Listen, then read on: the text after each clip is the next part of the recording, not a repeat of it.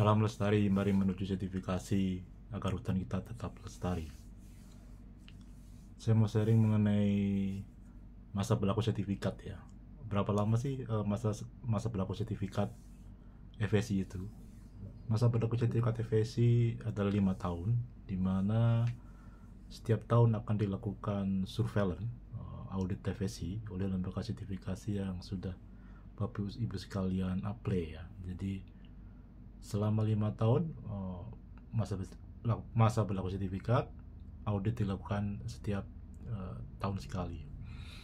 Nah, beberapa perusahaan menanyakan tahun pertama sudah mendapat sertifikat FSC, kemudian di tahun kedua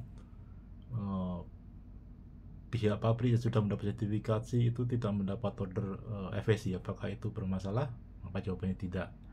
Itu sudah hal yang biasa. Jadi pada tahun kedua ibu tidak menerima order FSC, itu juga tidak masalah. Artinya sertifikat tetap valid selama ibu akan dilakukan audit FSC di tahun kedua, tahun ketiga, keempat, sampai kelima, sampai di tahun ke-6 atau masa resertifikasi.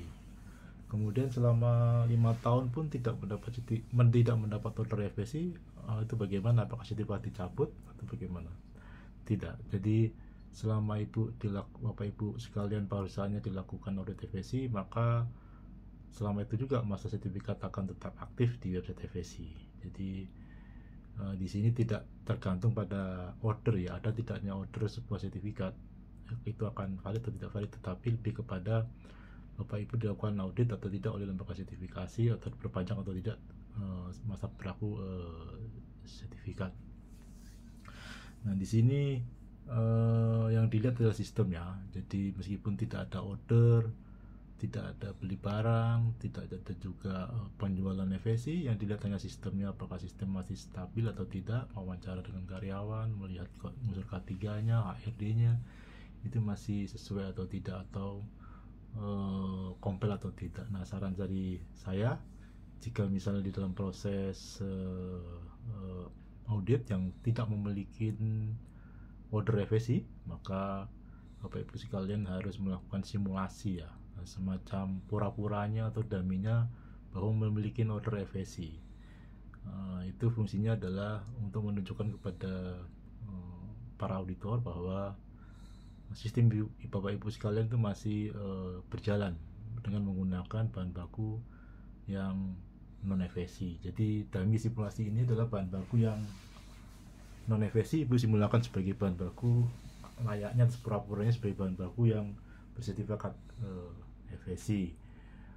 Nah, bentuknya seperti apa? Itu bisa mungkin dummy pembelian bahan baku, dummy proses atau simulasi traceability dari SPK ke bahan baku maupun ke